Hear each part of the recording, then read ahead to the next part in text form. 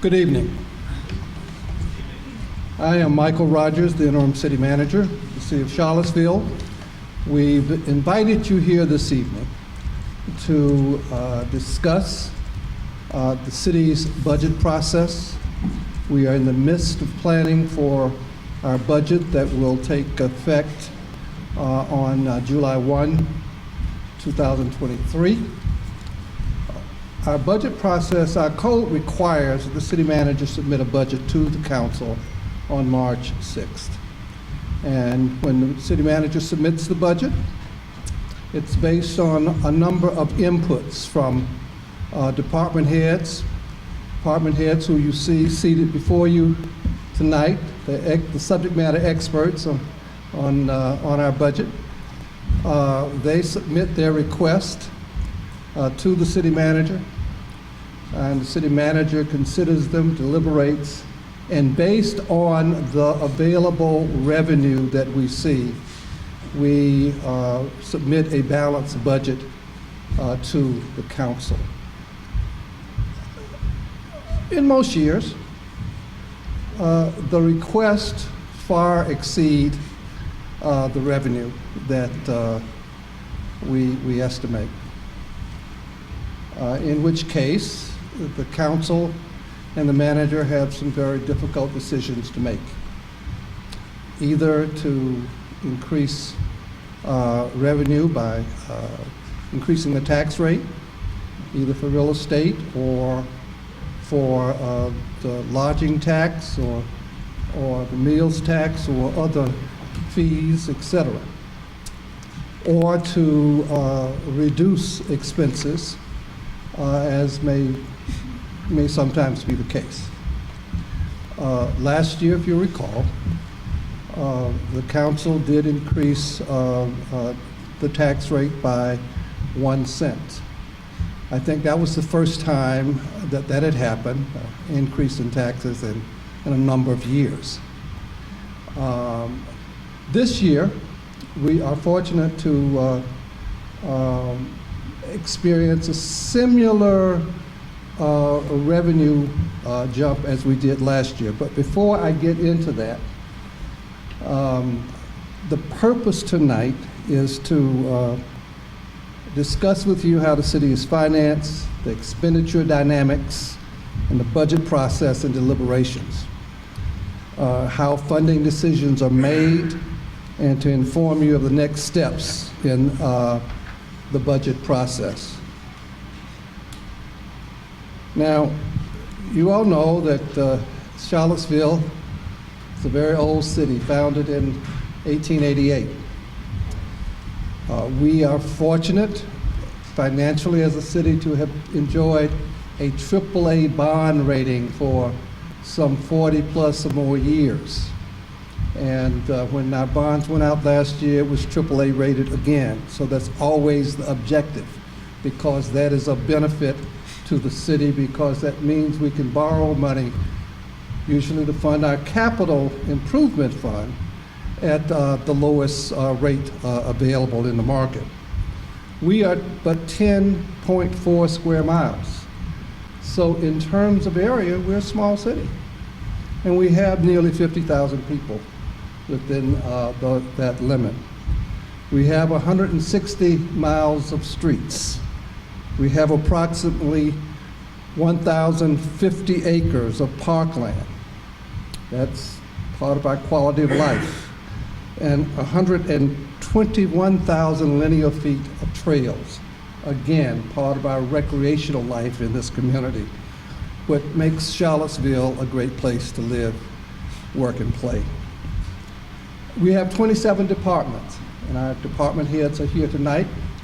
And I'm sure if you have some questions, you may hit some of them, and they'll be ready to answer gleefully. In the city, we have right now 1,108 positions approved in the budget, of which we have approximately 20% vacant positions. So that's one of the challenges in our city, and I think not only for the city of Charlottesville, but in our partner communities as well, like the county and the university. Everyone's having a challenge filling positions. And we keep striving to improve on that so that we can continue to provide the quality of service that the citizens expect. We have 5 constitutional officers and the voting registrar. You will meet them tonight. And we operate 4 enterprises, utilities, enterprise utilities, water, wastewater, gas, and stormwater. And there are 40 boards and commissions on which the council makes appointments, and that gives the citizens of this community an opportunity to be a part of their government at various levels and functions. This year, we're fortunate that one of the principal areas of our revenue has increased again, and that's the real estate assessment. Last year it increased about 12%. That resulted in a budget where we did not have to make major tax increases. This year we've experienced a similar increase.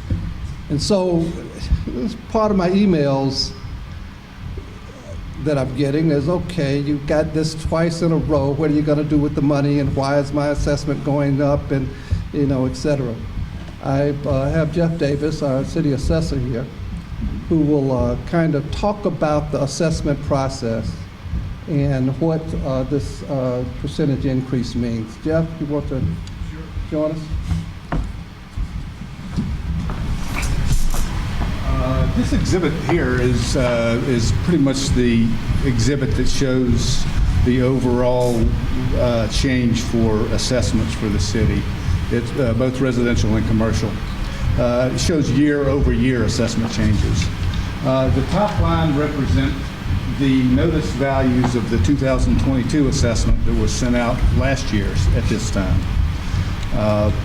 The revised values on the next line show that the changes that were made due to appeals and corrections of the 2022 assessment notices. After those changes are deducted, then we have a value. We have values where we've also added the new construction amount for both residential and commercial assessments.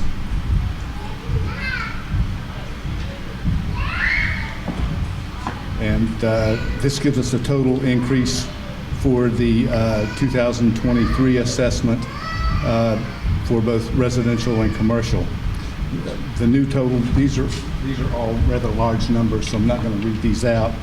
The new total is I will read this out.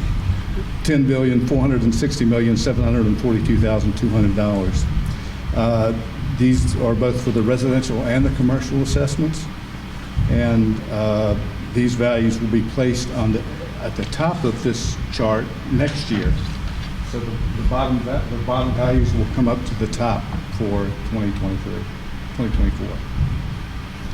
The residential assessment notices were mailed today, and the deadline to appeal the assessment will be March 1st of this year. Mm-hmm. And so the increase from year to year goes if someone makes an improvement on their property. Well, the year-to-year increases are due to improvements made to property, but they're also just due to the increase in the market Okay, value. that's what I want to hear. And we look at sales to determine what these increases will be on a neighborhood basis. Mm-hmm. So it also due to changes that are made to property, but moreover, these increases are due to just general market conditions that exist today. So the fact that we've had double-digit increases in the last 2 years would indicate that our economy is pretty strong and solid. I think that indicates that the housing market in Charleston is strong, and it remains strong at this point. Okay. And the commercial market has certainly picked up from where it was in previous years. Okay. All right. Thank you very much. Thank you. We also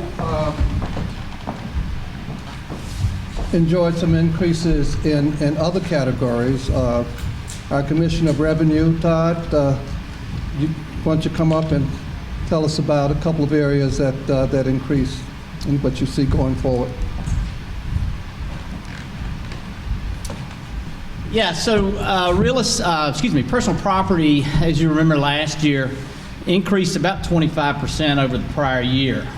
That was due to a number of factors related to supply chain issues, the fact that folks couldn't get their hand on new cars, which meant more people were buying used cars, which meant everybody else couldn't get used cars, and so that drove the price up. We're seeing we're not back to where we were. We're about halfway back to where we were. About a 12% reduction from last year's levels. We just got the DMV file in.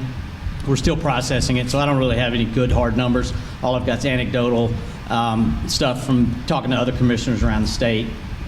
So that's kind of what we're seeing. I guess meals and lodging has been strong.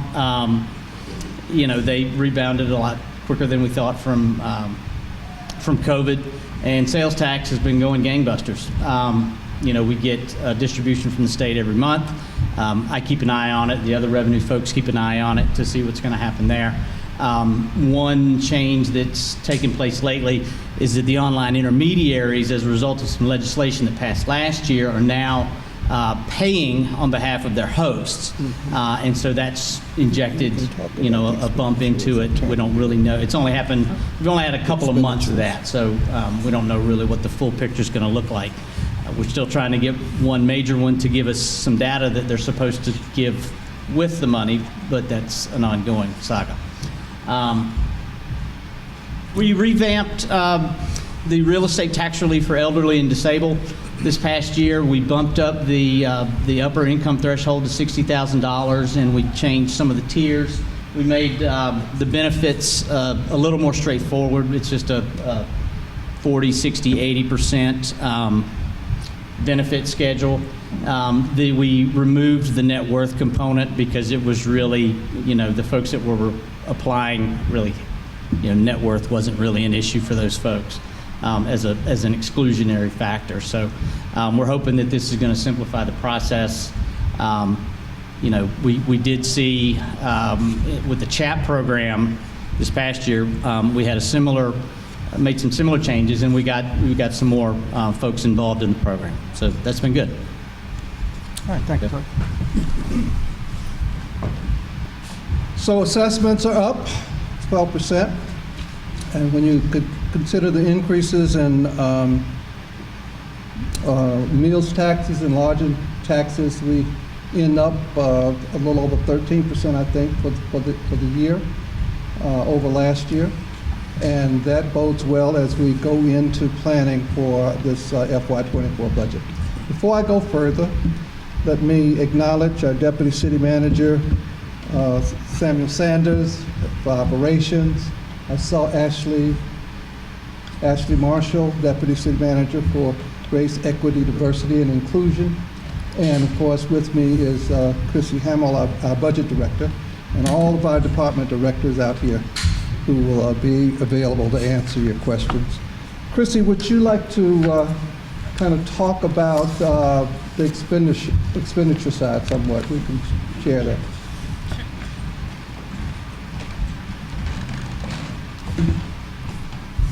So this chart is sort of the pie that we talk about each year with the budget process, and how that pie is sliced and diced in the general fund. You can see the different areas: education, public safety, debt service payments. Each of those categories make up the general fund budget in total. So what are the things that are stressors in terms of the expenditures? We have expenditure requirements and expectations, which always grow faster than our local revenues. We have council priorities and core services, which sometimes compete with one another. There's also the impact of the national economy on local revenues and fixed costs. And we are in an era where we have had a lot of federal dollars to supplement a lot of programs during COVID and otherwise. And we are coming to the end of those dollars, as most of those have been allocated and used for other programs. And so now we are faced with decisions for what programs are sustained and which programs have to go away because that funding no longer exists. Contribution to schools, those are the local dollars that go to our city schools. It makes up the biggest percent piece of our pie. In FY23, that amounted to $62.9 million in the general fund. In addition, 7.1 of that was allocated in the CIP in FY23 for school-related projects. And as you know, the 5-year plan includes an $80 million reconfiguration project for Buford. The city pays the debt service for all school capital projects that are bonded, and that makes up approximately 18% of our total debt payment each year. Pay and benefits. We are a people business. That's also another large expense out of the general fund.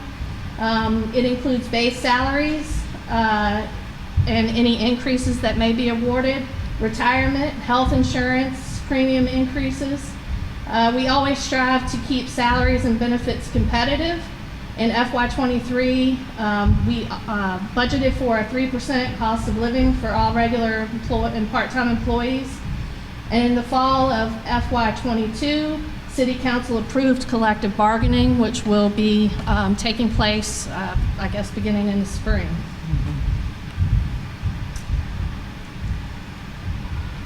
Outside and nonprofit agencies, this is another big area in our budget. Generally, these agencies fund programs that help us provide services that we do not either provide ourselves, or they enhance services that we also provide. It includes funding related to intergovernmental MOUs, such as the jails, ECC, the Emergency Communications Center, SPCA, those types of agencies, as well as we have funding for a competitive process known as the Vibrant Community Fund process. Last year, or I'm sorry, I'm in multiple fiscal years, but FY23, this current year, we had $2.5 million in the FY23 budget for the Vibrant Community Fund. Again, it also helps to fill service gaps. It helps address areas of human services, public safety, education, arts and culture, and youth and family services or programs. It's a very intensive process. It's competitive, and people apply, and those applications are scored and then awarded funding accordingly. In the FY23 budget for all outside agencies, both Vibrant Community and contractual, that amounted to about $17 million in the city budget. Capital Improvement Program, one we've talked about. We have actually presented a draft of potentially the proposed 24 5-year plan to the Planning Commission, feels like ages ago, back in December. Again, that's a 5-year plan. Most of those projects cost $50,000 or more with a life of more than 5 years or more. Examples are school renovations and new buildings, city building improvements, parks and landscape improvements, neighborhood improvements, street and sidewalks. Again, the challenges in the CIP is there are always competing needs. We also have aging infrastructure and buildings, and often the cool things compete with the existing things, and so figuring out how to slice that pie to get everything funded. In the FY23 budget, 4.1% of the general fund budget, or $8.7 million, went to the CIP. And I note the percent there because we do have a financial policy in which we contribute at least 3% of cash from the general fund to the CIP on an annual basis. And then, as I mentioned, we presented the draft to the Planning Commission on December 13th. Again, I think we've talked about most of these. We always have more needs than available revenues, our aging buildings. We have fixed city limits. We're 10.4 square miles. And so we need to focus on redevelopment. Competing priorities are between the public, council, and staff. The evaluation, sometimes as much as we'd like to be scientific about what's in and what's out, sometimes things bump to the top for other reasons than scoring. There's also always unanticipated emergencies or opportunities that come up during the year. And currently we're in an inflationary period where we're seeing lots of construction cost increases. So this is a summary of the draft that was presented to the Planning Commission. This would be what our 5-year plan would look like. As you can see, or maybe not, but if you can check this out online, we have about $191 million over the 5 years that we're planning to spend. Just under 100, or just over, let's say 125 million of that is to be funded with bonds. Our 3 top priorities are based strictly on the dollars that we're spending. Affordable, well, schools are first. That has the big project in there. Affordable housing is second, and transportation and access would be third.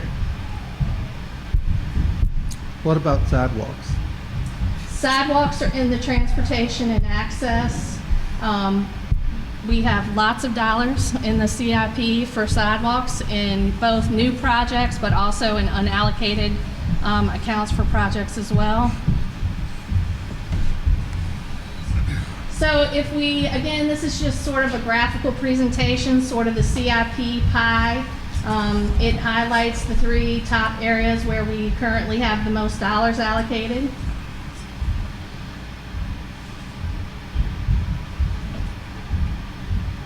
And then we're down to the hard part.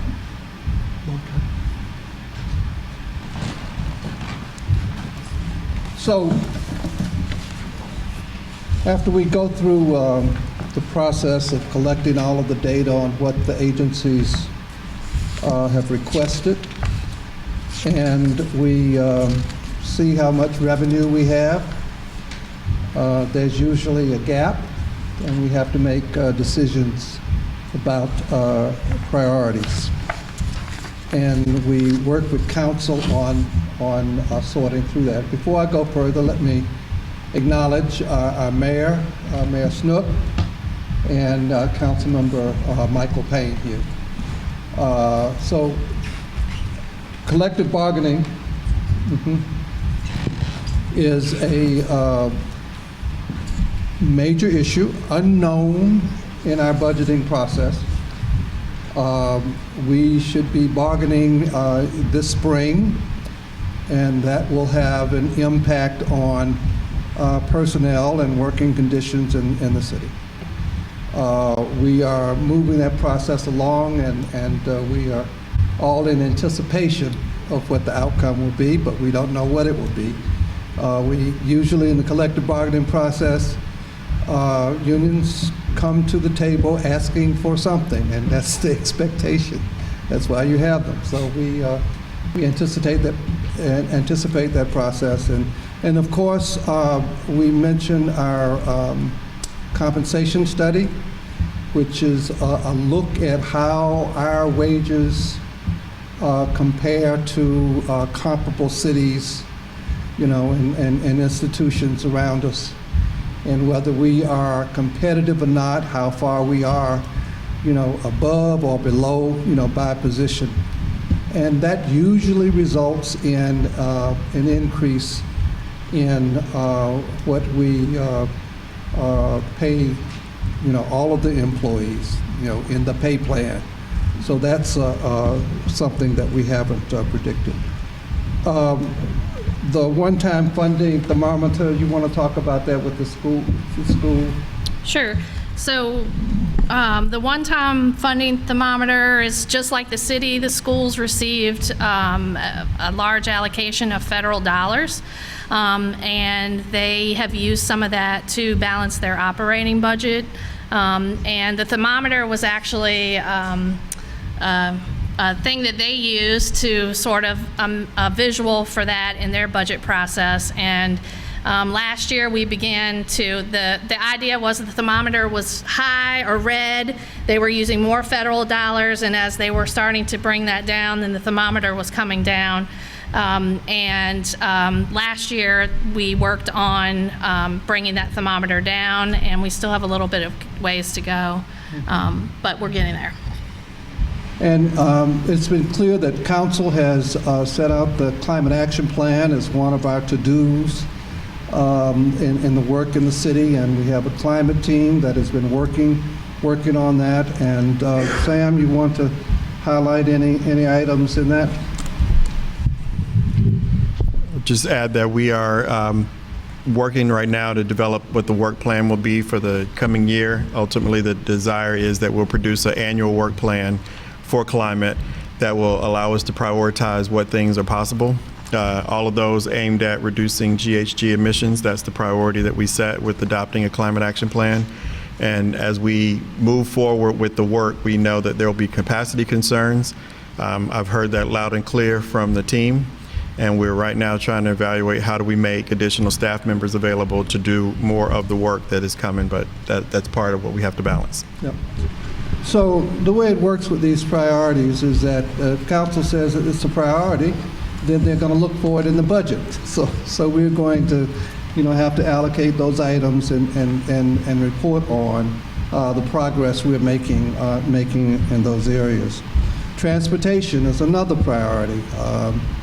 We have a transportation system in the city, and our expectation is that it's a reliable, predictable transportation system. In order to achieve that, we need both personnel and we need equipment. We need rolling stock.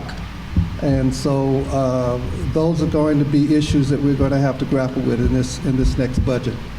We had a really tough time this past year on the personnel side in filling positions, and so that we could roll those buses.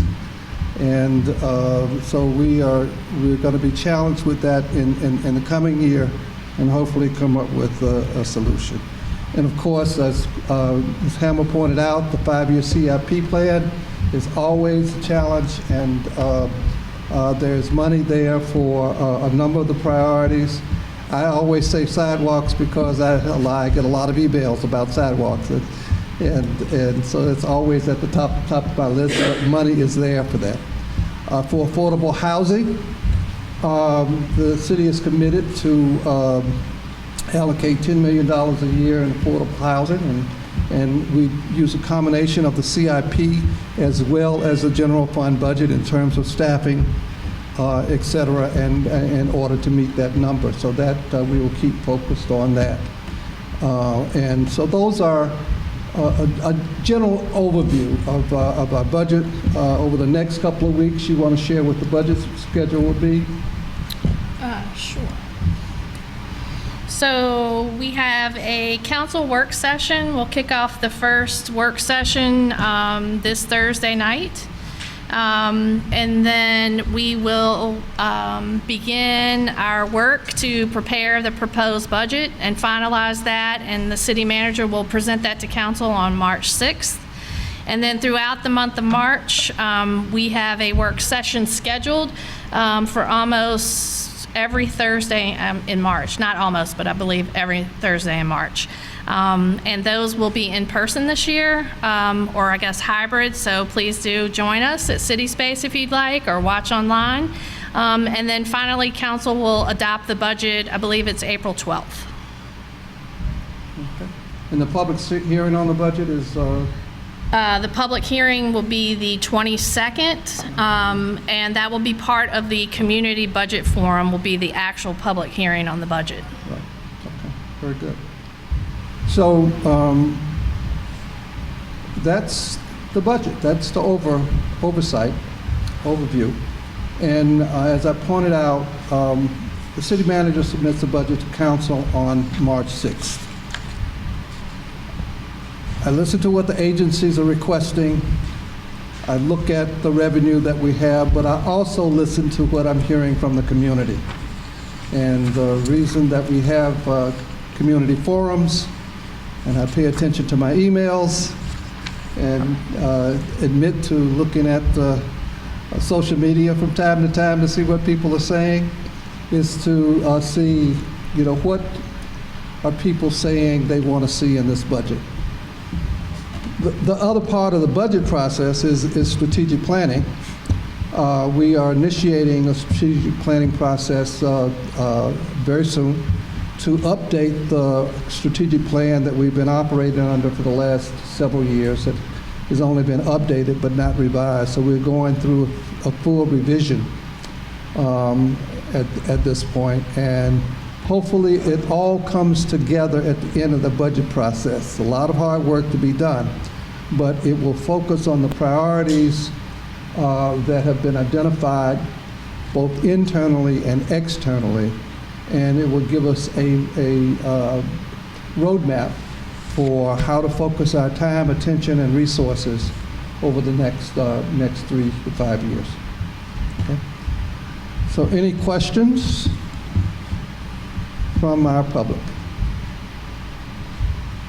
Yes, ma'am.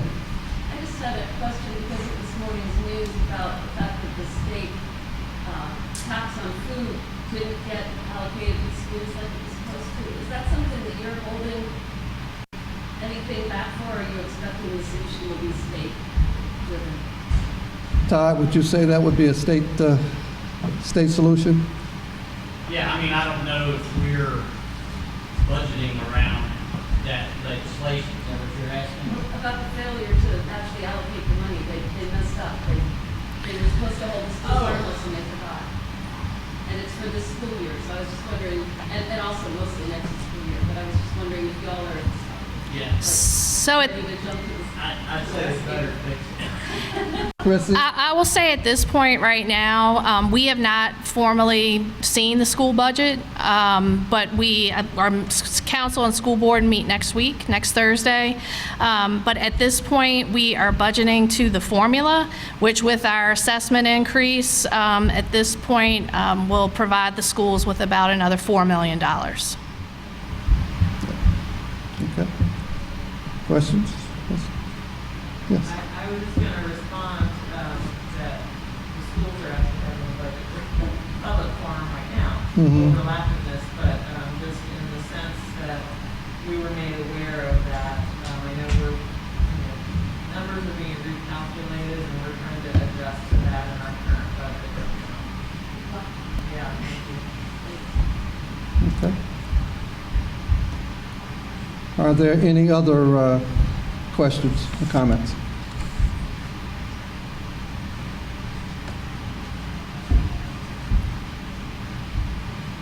Yes, ma'am. I'm curious to learn more about how affordable housing funds are evaluated, specifically the affordable housing fund and also SRAP.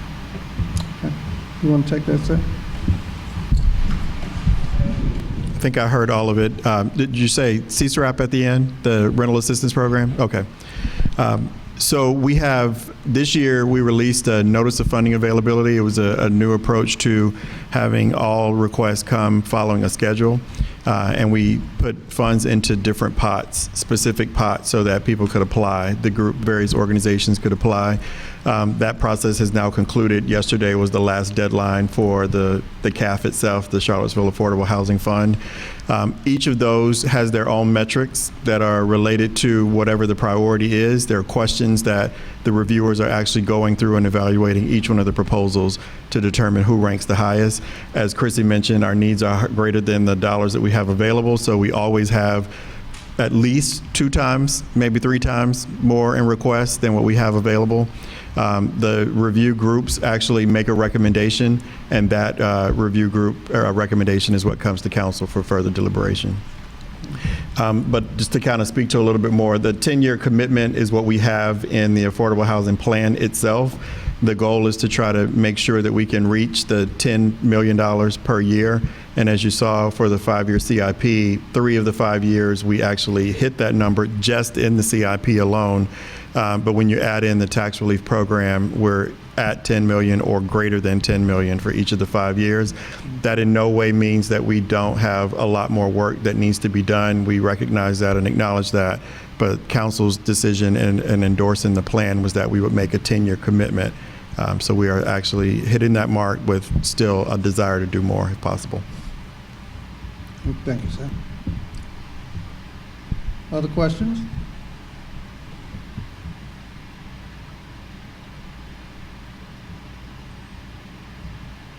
Any comments, Mr. Mayor?